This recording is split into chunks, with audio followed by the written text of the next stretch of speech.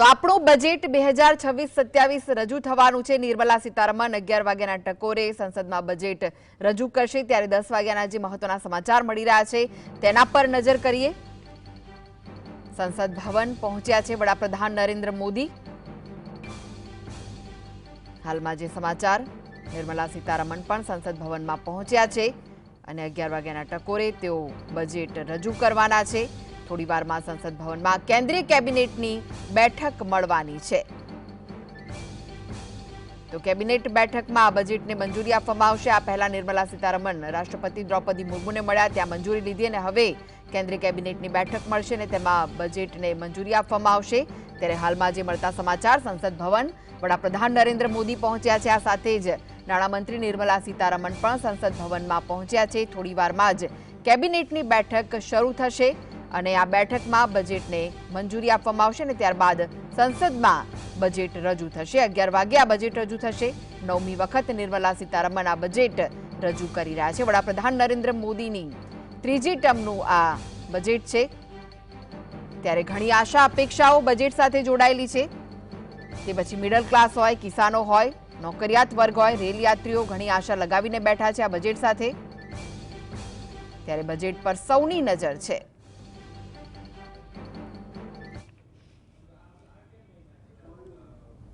તો આપણી સાથે ચર્ચા કરવા માટે ગેસ્ટ જોડાયેલા છે। રાજેશભાઈ સોની, આપની પાસે આવવા માંગીશ કે વડાપ્રધાન નરેન્દ્ર મોદીએ જ્યારે બજેટ સત્ર શરૂ થવાનું હતું તે પહેલા કહ્યું હતું કે 2047નું જે વર્ષ છે, મહત્વનું વર્ષ છે, વિકાસ ત્યાં સુધી લઈ જવાનું તેવું તેમણે કહ્યું છે। સાથે જ જે 25 વર્ષ છે મહત્વના, તેનો હવે પ્રારંભ થઈ રહ્યો છે। શું કહેવું છે આપનું? આ બજેટ તેને લઈને કેવું રહી શકે છે? સૌથી પહેલા તો આપણે વડાપ્રધાન શ્રીની વાત કરી કે 2047ની વાત કરી, એટલે આ હું ઘણીવાર કહી ચૂક્યો છું, ફરી આજે રિપીટ કરું છું કે દુનિયાની એકમાત્ર પાર્ટી એવી છે ભારતીય જનતા પાર્ટી કે જેની જોડે ભવિષ્યની વાત કરીએ એટલે એમને 2047 યાદ આવે અને વધુ વાત કરીએ તો એમને નહેરુજી, ભૂતકાળમાં નહેરુજી યાદ આવે। એટલે વર્તમાનની અંદર શું ચાલી રહ્યું છે, વર્તમાનમાં દેશના નાગરિકોને શું સુવિધા આપવાની છે, એની વાત ભારતીય જનતા પાર્ટી પાસે હોતી નથી। હવે મૂળ અપેક્ષાઓની વાત છે કે આજે બજેટ રજૂ થવાનું છે, 25 વર્ષ જે તમે કહ્યું શરૂ થવાના છે, કે મૂળ અપેક્ષાની વાત છે। હવે દેશના નાગરિકોને બજેટથી અપેક્ષા હોય, માચીસની ડબ્બીની ખરીદી કરવાવાળાથી લઈને કે એરોપ્લેન ખરીદી કરવાવાળા દેશના નાગરિકને એ ચિંતા હોય કે દેશમાં જે 2014 પહેલાં જે મોંઘવારીને જે બૂમો પાડવામાં આવતી હતી એના 2014થી અત્યારની પરિસ્થિતિમાં 200 ગણો વધારો મોંઘવારીની અંદર થઈ ગયો છે। તો એ મોંઘવારી ઓછી થશે કે નહીં એની અપેક્ષા નાગરિકને હોય। એક ગૃહિણીને અપેક્ષા હોય કે 2014માં એની જે રસોઈ, એનું રસોડું જે ચાલતું હતું એનાથી 200 ગણો વધારો, એની અંદર પણ વધારો થયો છે, મોંઘવારી એટલી વધી ગઈ છે, એની અંદર રાહત મળશે કે નહીં એની ચિંતા, એની અપેક્ષા ગૃહિણીને પણ હોય। એક વિદ્યાર્થીને એનું એજ્યુકેશન મોંઘું થશે કે સસ્તું થશે, એના એજ્યુકેશનની પોલિસી શું નક્કી થશે, એના એજ્યુકેશનની અંદર સરકાર કેટલું બજેટ આપશે એની અપેક્ષા એક વિદ્યાર્થીને પણ હોય। એક નાનો MSMEનો વેપાર કરવાવાળો વેપારી, એ વેપારીને પણ એના વેપારની અંદર કેટલી ટેક્સીસમાં રાહત આપવામાં આવશે અથવા તો એના વેપાર કેટલો સરળ કરવામાં આવશે એની અપેક્ષા હોય।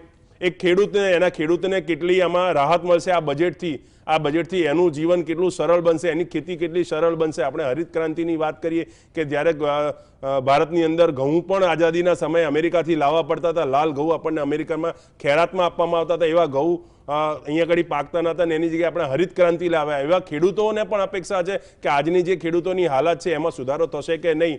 અને દેશના દરેક તબક્કાને, મોટા ઇન્ડસ્ટ્રીયલથી લઈને નાના વ્યક્તિને પણ આ બજેટથી અપેક્ષા છે કે બજેટની અંદર શું થશે, ખાસ કરીને મધ્યમ વર્ગના લોકોની અંદર। મધ્યમ વર્ગની જે હાલત 2014 પછી અત્યારે થવામાં આવી છે, મધ્યમ વર્ગે જે રીતે કીધું કે નોન પ્રોડક્ટિવ લોનો લેવા સુધી મજબૂર બન્યો છે, એનું મુખ્ય કારણ એ છે કે દેશનું જે મુખ્ય ધન છે એ દેશનું મુખ્ય ધન 80% ધન જે માત્ર 20% લોકો જોડે છે અને 20% ધન જે છે એ દેશના 80% લોકો જોડે છે। આ જ કારણ છે કે દેશની સરકારે 80 કરોડ લોકોને આજે પણ મફતમાં અનાજ આપવું પડી રહ્યું છે। આ જ કારણ છે કે મધ્યમ વર્ગની કમર તૂટી ગઈ છે। મધ્યમ વર્ગના નાગરિકે નોન પ્રોડક્ટિવ લોનો લેવી પડે છે પોતાની બીમારીનો ઇલાજ કરાવવા માટે, પોતાના દીકરાઓના લગ્ન કરાવવા માટે, ઘરમાં આવતી કોઈ સામાજિક સમસ્યાઓ માટે। એની આવક એટલી નથી રહી કે એને પોતાની આવકથી એનો ગુજારો કરી શકે, એના માટે એને લોનો લેવી પડી રહી છે અને એ લોનો લીધા પછી એની પર મોંઘવારીનો માર પડવામાં આવી રહ્યો છે। નાનામાં નાનો વેપારી હોય, મેક ઇન ઇન્ડિયાની વાત કરી કે મેક ઇન ઇન્ડિયાથી આપણે અહીંયા આગળ રોજગાર વધારીશું, અહીંયા આગળ મેન્યુફેક્ચરિંગ વધારીશું. મેક ઇન ઇન્ડિયાનો બબ્બર શેર જે મોટો બનાવ્યો હતો એ કેવી રીતે અત્યારે દેશની અંદર શું હાલત છે આપણે જોઈ રહ્યા છે. આપણે ફોરેનથી આયાત વધારી, ચાઇનાની સામે વાત કરતા કે ચાઇનાથી આયાત ઘટાડીશું, અમેરિકાથી ચાઇનાની આયાત આપણે ત્યાંથી વધારી. 2014 કરતાં અત્યારે 80% આયાત ચાઇનાથી આપણે કરી રહ્યા છે. આપણે ઇન્ડિયામાં મેન્યુફેક્ચરિંગની મોટી મોટી વાતો તો કરીએ છીએ, પણ મેન્યુફેક્ચરિંગ સેક્ટરમાં એવી કોઈ મોટી રાહત જાહેરાત નથી કરતા રાહતની કે જેનાથી મેન્યુફેક્ચરિંગ અહીંયા આગળ કરી શકાય. પરિણામ શું થઈ રહ્યું છે કે જે પણ માલ બહારથી આવી રહ્યો છે સરેરાશે નીચે ઇન્ડિયાની અંદર જે ભારત દેશની અંદર મેન્યુફેક્ચરિંગ થવું જોઈએ એ મેન્યુફેક્ચરિંગની અંદર ઘટાડો થતો જઈ રહ્યો છે. એમએસએમઈ બિઝનેસ 60% એમએસએમઈ બિઝનેસો છેલ્લા 5 વર્ષની અંદર દેશમાં બંધ થઈ ગયા છે. કારણ કે એમએસએમઈ બિઝનેસની અંદર એવી કોઈ મોટી રાહત નથી આપવામાં આવી કે જેનાથી એમએસએમઈ બિઝનેસ મોટા થાય. આપણે છેલ્લા 5 વર્ષમાં હું અહીંયા આગળ બધા પેનલિસ્ટ બેઠા છે ને આપણે ક્યાંય એવું સાંભળ્યું છે છેલ્લા 5 વર્ષની અંદર એક નાની કંપની રાતોરાત મોટી થઈ અથવા તો એ મહેનત કરતી કરતી મોટી થઈ, એવો એક પણ દાખલો નથી કે નાની કંપની છેલ્લા 5 વર્ષમાં મોટી થઈ. હા, મોટી કંપનીઓ ખૂબ મોટી થઈ, નાની કંપનીઓ બંધ થઈ અને મોટી કંપનીઓ મોટી થઈ. એટલે આજે વચ્ચેનો જે ઘરાક હતો, વચ્ચેનો જે ધારક હતો, જેને વેપાર નાનો વેપારથી મોટો વેપાર સુધી પહોંચવાનું એનું જે સ્વપ્ન હતું, એને જે મહેનત કરી હતી, એવું બજેટ છેલ્લા 2014 થી અત્યાર સુધી તો ભારતીય જનતા પાર્ટીએ રજૂ કર્યું નથી. મુખ્ય વાત કરીએ આપણી ફોરેન પોલિસીસની, અમેરિકાના ટેરિફ ટેક્સની વાત કરી, ચાઇનાની વાત કરી. આપણી જે ફોરેન પોલિસી છે એ સદંતર નિષ્ફળ ગઈ. એના પરિણામે આપણે જે સસ્તું તેલ રશિયાથી લાવતા હતા આપણે બંધ કરવું પડ્યું. પાછા સસ્તું તેલ રશિયાથી લાવતા તો હતા પણ નાગરિકોને તો નતા જ આપતા. નાગરિકોને તો એ જ મોંઘું તેલ આપણને પેટ્રોલ ડીઝલ આ તે મોંઘું જ આપતા હતા. પરિણામે શું, સસ્તું તેલ લાવીને સરકારે નફો કર્યો. હવે નફો કર્યો હોય, GST collection all time high પર હોય તો દેશની ઉપરનું જે દેવું છે, વિદેશી દેવું છે એ ઘટવું જોઈએ. તમારું વિદેશી હુંડિયામણ વધવું જોઈએ. એની જગ્યાએ શું થઈ રહ્યું છે, દેશમાં 2014માં જે દેવું હતું એનાથી 300 ગણું વધારો દેવું આજે 2026 આવતા છે. એટલે પરિસ્થિતિ તો આ થઈ કે તમે એક બાજુ વિદેશથી સસ્તું તેલ લાવ્યા, તમારું જીએસટી પ્રજા જોડે તો પૈસા લીધા પણ તમે તમારું દેવું ઓછું કરી શક્યા નહીં. સરેરાશ પરિણામ શું થયું, એના લીધે મોંઘવારીનો માર લોકો ઉપર સહન કરવો પડ્યો. હવે મોંઘવારી આટલી બધી વધી ગઈ છે, એ મોંઘવારીની અંદર રાહત આપવા માટેની અત્યારે આજે બજેટની ચર્ચા કરશે. આજે માન લો કે XYZ કોઈ પણ એક વસ્તુ ઉપર ટેક્સ ઘટાડશે. હું માનું છું કે સરકાર આવી ચલો લોકોના કાગળ ઉપર બતાવવાની વાત કરશે, પણ 2 મહિના પછી કે મહિના પછી ફરી પાછી તમારી જીએસટી કાઉન્સિલની બેઠક મળશે, એની અંદર તમે ફરી પાછો એ ટેક્સ વધારી દેશો. એટલે બજેટની અંદર જે ટેક્સ ઘટાડાતા એ તો ભૂતકાળ બની ગયું કે બજેટની અંદર જે ટેક્સ ઘટતા હતા એ આવનારા બજેટ સુધી કન્ટિન્યુ થતા હતા કે ભાઈ એક વર્ષ સુધી એ ટેક્સની અંદર ઘટાડો રહેતો હતો. પણ આજે તો એવું કંઈ જીએસટીની અંદર છે નહીં. જીએસટી કાઉન્સિલની બેઠકો દર મહિને થાય છે અને બેઠકોની અંદર દર મહિને નિર્ણય લેવામાં આવે છે કે ભાઈ તમારું કોઈ પણ એક વસ્તુ પ્રોડક્ટ ઉપર જે ટેક્સ નાખ્યો છે બજેટની અંદર ઓછો કર્યો, પણ એક મહિના પછી એમને કોઈ બ્રહ્મ જ્ઞાન થાય એટલે એનો ટેક્સનો વધારો કરી દેવામાં આવે છે.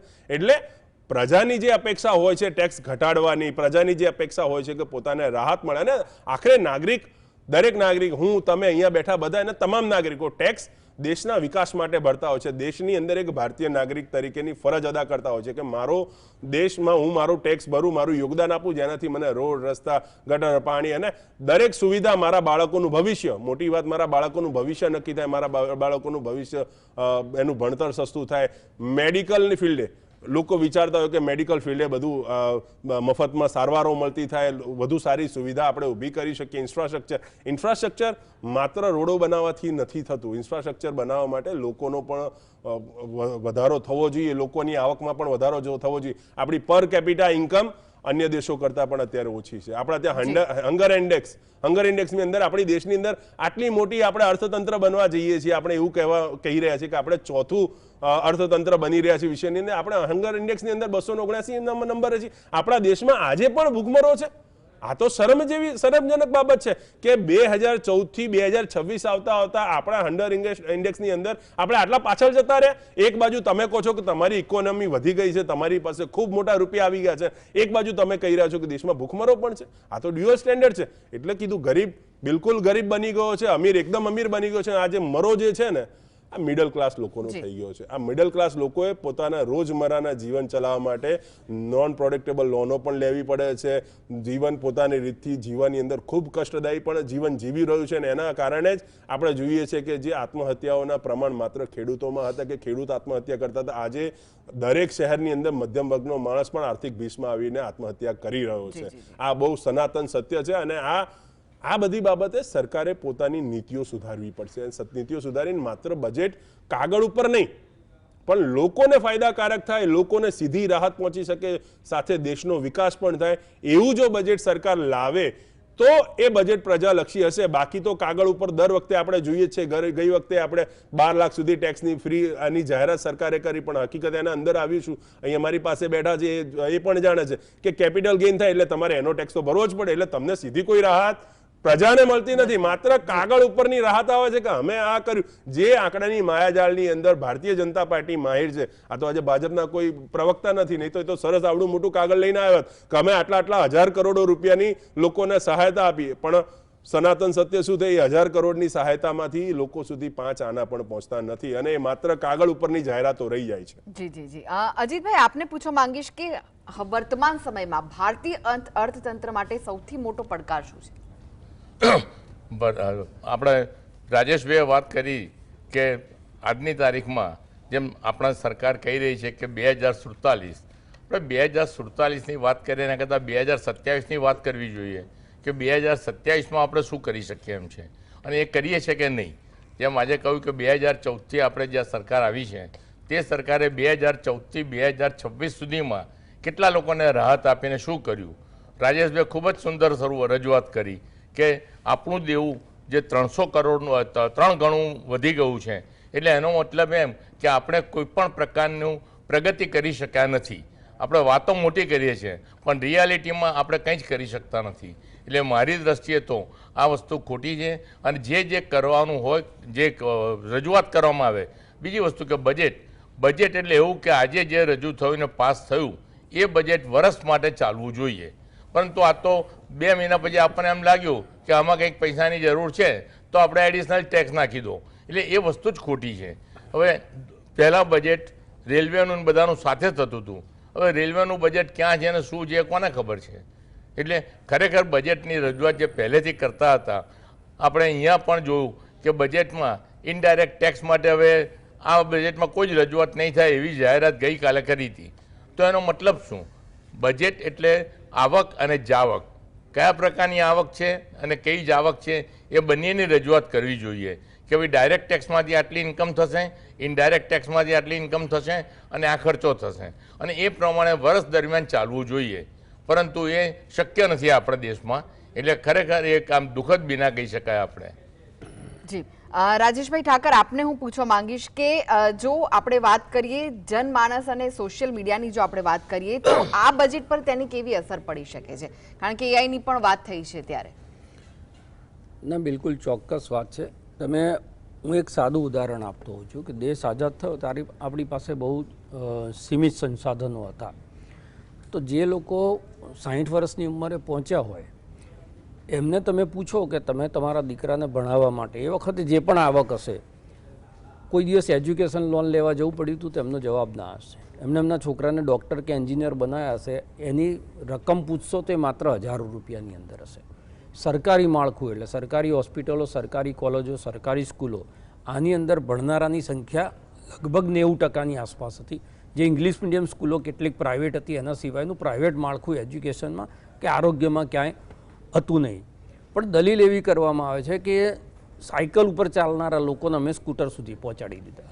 પણ સાયકલ ઉપર ચાલનારા પરિવારોની અંદર એક પિતા એના 4 બાળકોને ભણાવતો, ગણાવતો, એમને પરણાવતો, આ બધા જ ખર્ચા વગર લોન લીધે પોતાની બચતની અંદરથી ધીમે ધીમે કરી અને પૂરા કરતો હતો.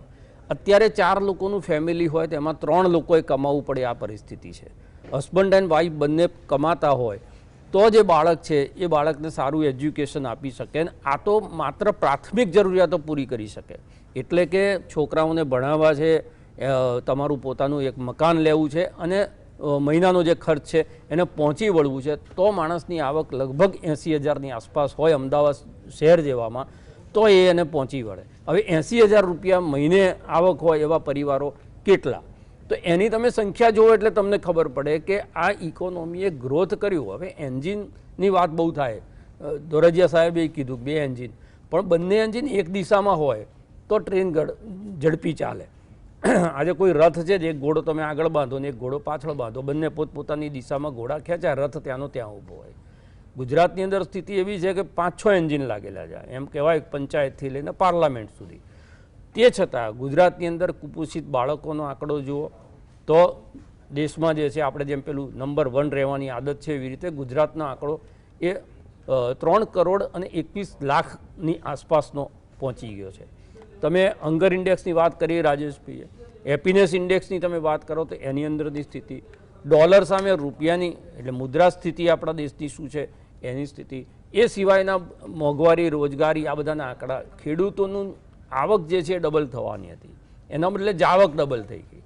ખેડૂતો ખેતી છોડવા માંડ્યા, ખેતી છોડવા માંડ્યા એટલે એગ્રીકલ્ચર લેન્ડ છે ધીરે ધીરે ઓછી થવા માંડી.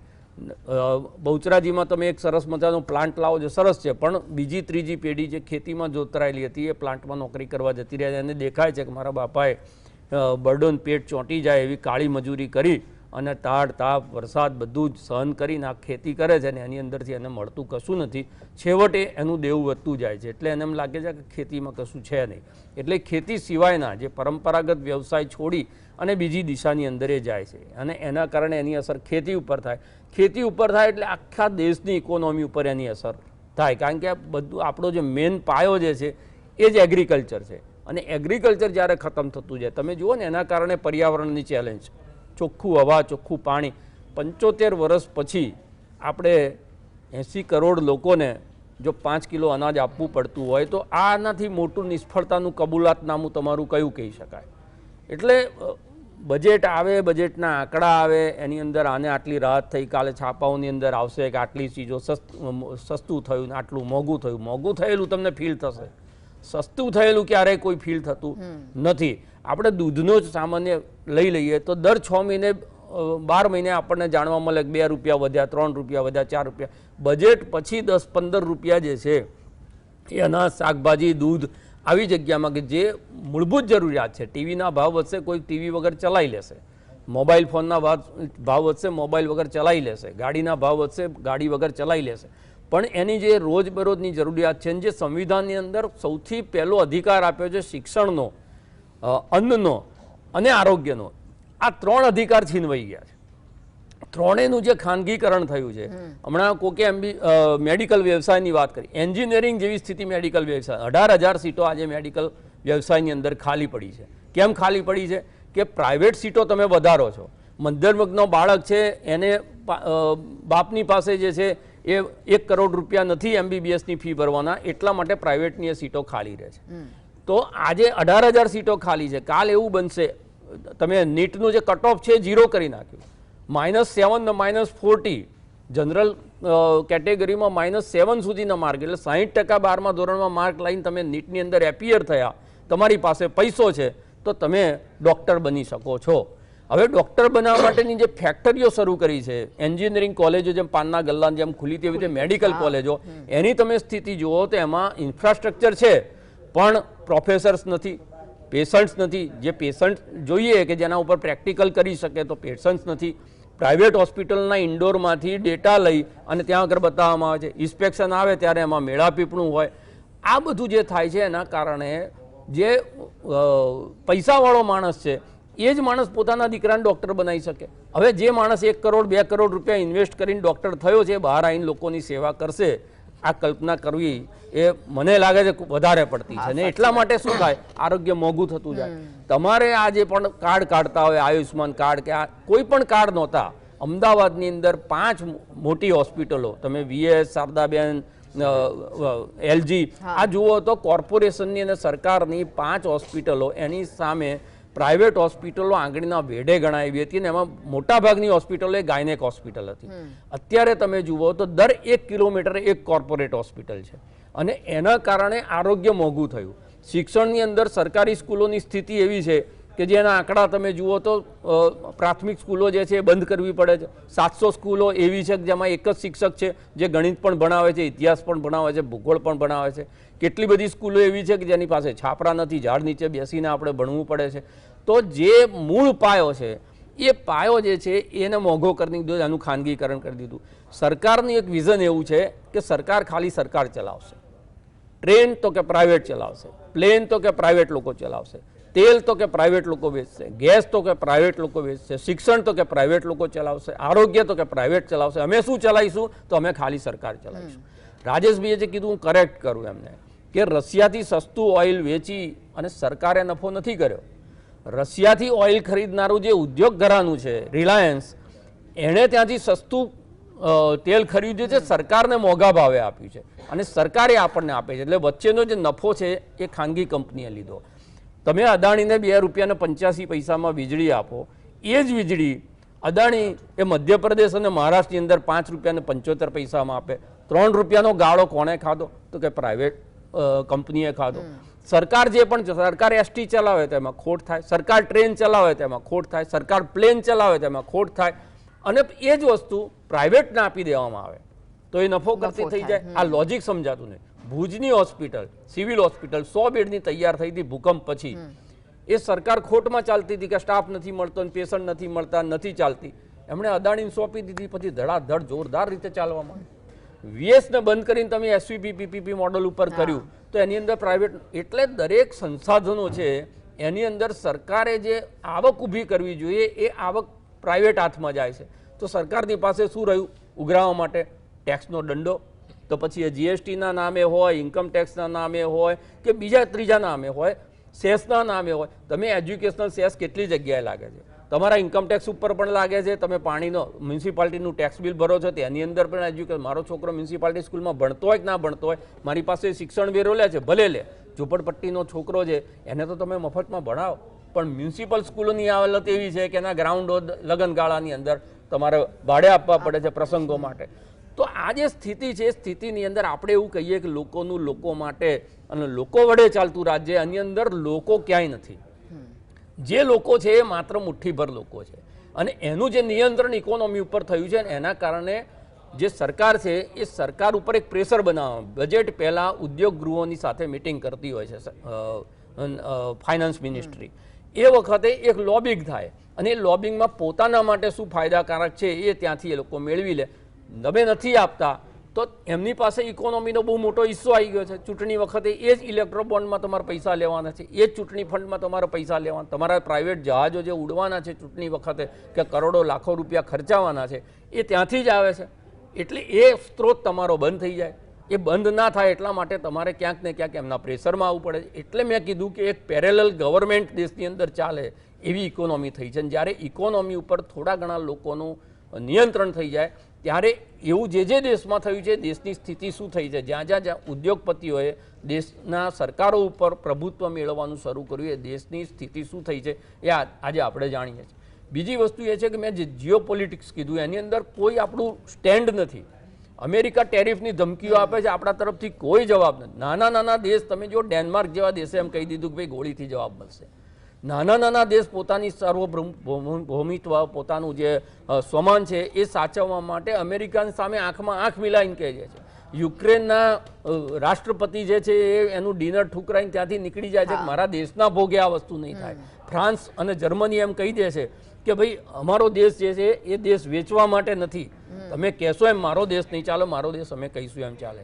તો આટલી મોટી ઇકોનોમીની આપણે વાત કરીએ અને વિશ્વગુરુ થવા તરફની વાત કરીએ એ વખતે કોઈ એક દેશ આપણને રોજ ટેરિફના નામે ધમકી આપે કે આમ કરો, રશિયા પાસેથી તેલ ખરીદવાનું બંધ કરો, ને કરું 100% આપીશ તો મારી જોડે 500% આપીશ. આ તો ખંડણી છે, એક રેગિંગ છે તમારા દેશનું ને એની સામે આપણે મૌન છીએ. એટલે જીઓ પોલિટિક્સ જે છે એની અસર ઇકોનોમી ઉપર પડી રહી છે. બીજી તરફ જે આપણું ટેન્શન ક્રિએટ થઈ રહ્યું છે, આપણા જેટલા મિત્ર દેશો હતા, બાંગ્લાદેશ હોય, નેપાળ હોય, ભૂતાન હોય, શ્રીલંકા હોય, બધા ચાઇનાના કાર્ટલની અંદર જોડાઈ ગયા છે અને એના કારણે સરહદ ઉપરનો તણાવ છે. એટલે તમારું શિક્ષણનું બજેટ એ રક્ષા બજેટની અંદર વધવા માંડ્યું. તો તમારી કૂટનીતિક ફેલિયર, તમારી વિદેશ નીતિ અંગેની ફેલિયર, તમારી ઇકોનોમી. રઘુરામ રાજનનો પરમ દિવસનો ઇન્ટરવ્યૂ છે પીટીઆઈને આપેલો, એમણે એમને કીધું છે કે દેશ પહેલી વખત એવી સ્થિતિમાં છે કે જેની આયાતની સામે નિકાસ જે છે એ ખૂબ જ વધી ગઈ છે. જ્યાં સુધી તમે નિકાસ અને આયાત આ બંનેનું બેલેન્સ ના કરો ત્યાં સુધી તમારો રૂપિયો મજબૂત ના થાય. તો આપણા દેશની અંદર જે છે એ મોટાભાગનું એમણે કીધું કે આપણે મોબાઈલ બનાવીએ છીએ, આપણે એવી જાહેરાત કરીએ કે આઈફોન હવે ઇન્ડિયામાં બનશે. આઈફોન નથી બનાવતા, આપણે એસેમ્બલ કરીએ છીએ, આપણે જોબ વર્ક કરીએ છીએ. આપણે જે પણ સંરક્ષણની અંદર આપણે એમ કીધું કે આપણે આત્મનિર્ભર થયા છે, પણ એના જે પાર્ટ્સ છે એ તો બહારથી આવે છે, જર્મનીથી આવે છે, રશિયાથી આવે છે, ચાઇનાથી આવે છે, આપણે એનું એસેમ્બલ કરીએ છીએ. એટલે આપણે માત્ર જોબ પર કરીએ, આપણે લેબર ઇન્ડસ્ટ્રી બનીને રહી ગયા છે. ઇન્ડિયા જે છે આપણા દરરોજ 86 લોકો એ અમેરિકાની અંદર ગેરકાયદેસર રીતે જઈને પકડાતા હોય. આ ફેલિયર નથી લાગતું? દેશનો માણસ ગેરકાયદેસર રીતે દરિયો તરીને મોત જોખમમાં લઈને દેશ છોડીને બહાર ગયો. 10 લાખ લોકોએ છેલ્લા 5 વર્ષની અંદર ભારતીય નાગરિકતા છોડી છે. કેમ છોડી છે? જો દેશની અંદર સોનાના નળિયા થઈ ગયા હોય, દેશની ઇકોનોમી જે છે એ 1 નંબર તરફ જવા થઈ હોય, તો ઊંધું થવું જોઈએ. જે દેશમાંથી બહાર ગયા છે રોજગાર મેળવવા માટે લોકો, તમે મલેશિયા, બાંગ્લાદેશ, પાકિસ્તાન, શ્રીલંકા આવા દેશોની અંદર જવાનો પણ ક્રેઝ જે છે ભારતનો વધારે છે, જે આપણા સામે ક્યાંય ટકી શકે એમ નથી એવાનો. તો તમારી પાસે એ રોજગારની તકો નથી. તમે જે સ્કિલ ડેવલપ કરો છો એ સ્કિલ ડેવલપ થયા પછી એને જે છે એ કામ કરવાની તક મળતી નથી.